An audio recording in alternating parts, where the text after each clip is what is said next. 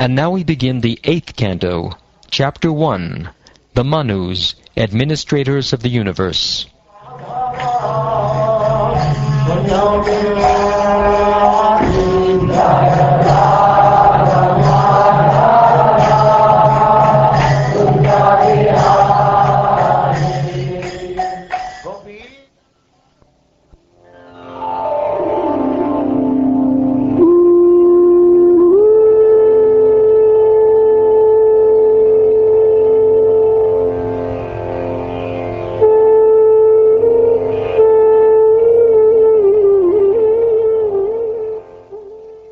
King Pariksit said, O my Lord, my spiritual master, now I have fully heard from your grace about the dynasty of Swayambhuva Manu.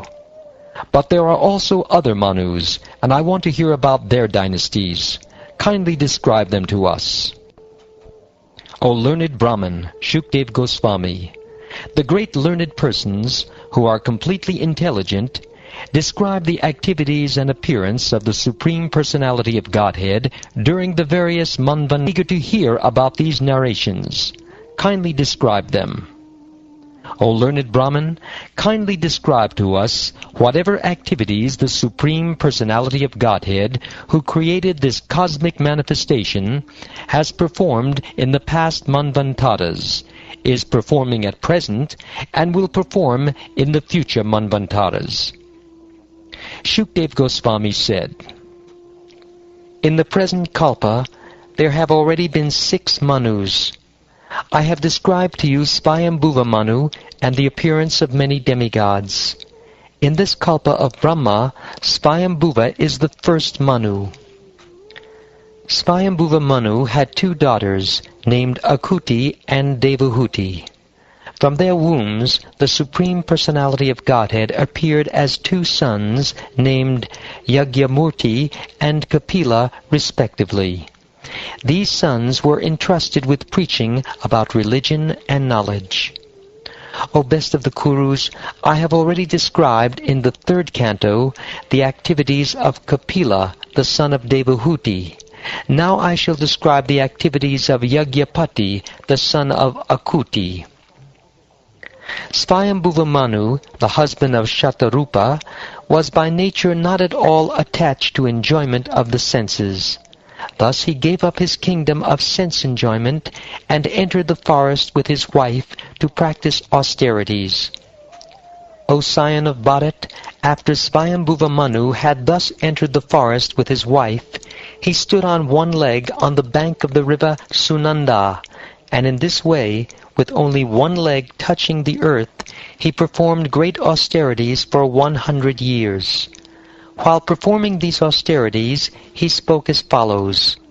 Lord Manu said, The Supreme Living Being has created this material world of animation. It is not that he was created by this material world. When everything is silent, the Supreme Being stays awake as a witness. The living entity does not know him, but he knows everything. Within this universe, the Supreme Personality of Godhead, in his Supersoul feature, is present everywhere, wherever there are animate or inanimate beings. Therefore, one should accept only that which is allotted to him. One should not desire to infringe upon the property of others.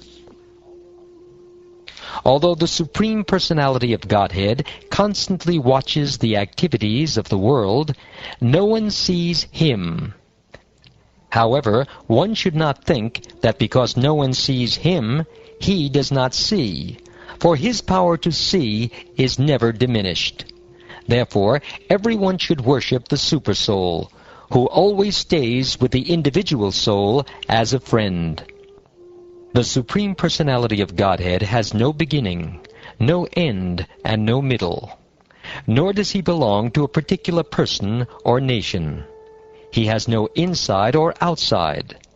The dualities found within this material world, such as beginning and end, mine and theirs, are all absent from the personality of the Supreme Lord. The universe, which emanates from him, is another feature of the Lord. Therefore the Supreme Lord is the ultimate truth, and He is complete in greatness.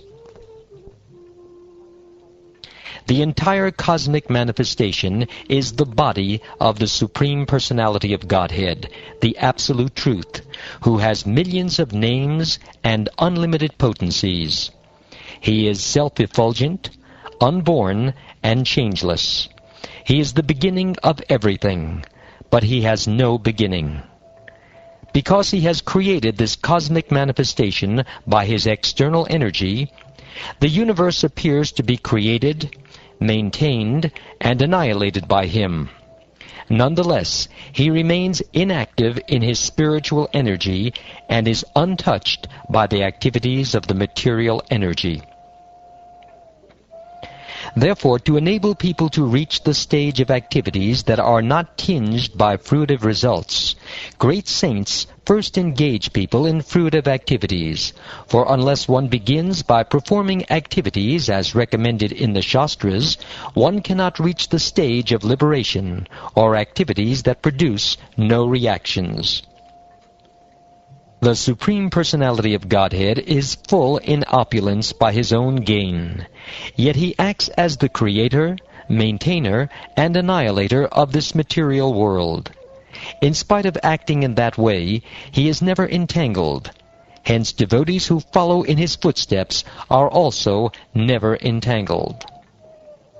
The Supreme Personality of Godhead, Krishna, works just like an ordinary human being, yet He does not desire to enjoy the fruits of work. He is full in knowledge, free from material desires and diversions, and completely independent. As the supreme teacher of human society, He teaches His own way of activities, and thus He inaugurates the real path of religion. I request everyone to follow Him.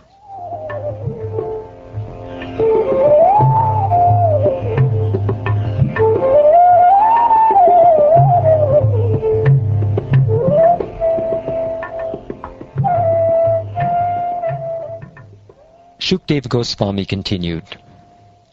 Swayambhuva Manu was thus in a trance, chanting the mantras of Vedic instruction known as the Upanishads.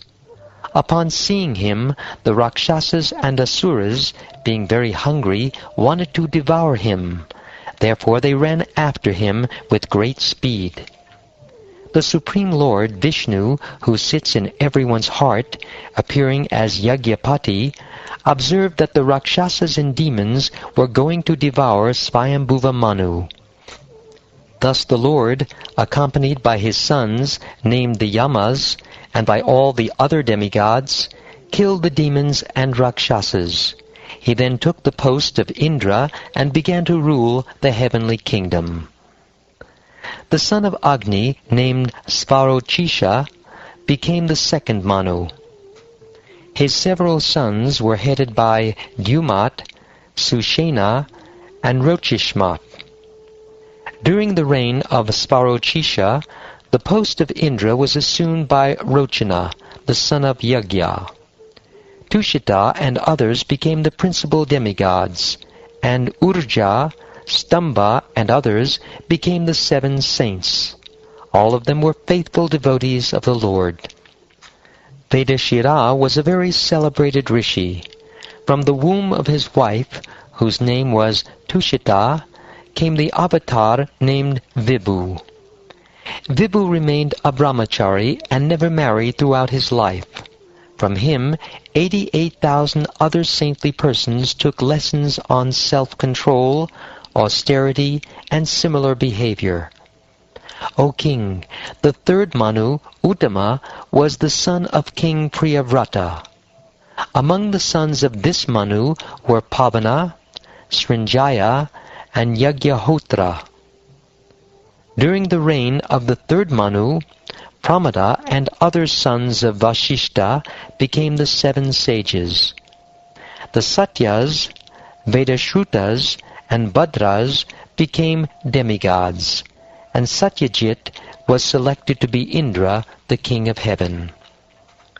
In this Manvantara, the Supreme Personality of Godhead appeared from the womb of Sunrita, who was the wife of Dharma, the demigod in charge of religion. The Lord was celebrated as Satyasena, and he appeared with other demigods known as the Satyavratas. Satyasena, along with his friend Satyajit, who was the king of heaven, Indra, killed all the untruthful, impious, and misbehaved yakshas, rakshasas, and ghostly living entities who gave pains to other living beings. The brother of the third Manu, Uttama, was celebrated by the name Tamasa, and he became the fourth Manu. Tamasa had 10 sons, headed by Prithu, Kyati, Nara, and Ketu. During the reign of Tamasa Manu, among the demigods were the Satyakas, Haris, and Viras. The heavenly king, Indra, was Trishika. The sages in Saptarshi Dham were headed by Jyotirdham. O king, in the Tamasa Manvantara, the sons of Vidriti, who were known as the Vaidritis, also became demigods. Since in course of time the Vedic authority was lost, these demigods, by their own powers, protected the Vedic authority. Also in this Manvantara, the Supreme Lord, Vishnu, took birth from the womb of Harini, the wife of Harimeda, and he was known as Hari. Hari saved his devotee Gajendra, the king of the elephants, from the mouth of a crocodile. King Parikshit said, "My lord Badarayani, we wish to hear from you in detail how the king of the elephants, when attacked by a crocodile, was delivered by Hari. Any literature or narration in which the Supreme Personality of Godhead, Uttama Shloka, is described and glorified is certainly great, pure, glorious, auspicious, and all good." Sri Sutta Goswami said, "O Brahmins, when Parikshit Maharaj, who was awaiting impending death, thus requested Shukdev Goswami to speak, Shukdev Goswami, encouraged by the king's words, offered respect to the king, and spoke with great pleasure in the assembly of sages who desired to hear him."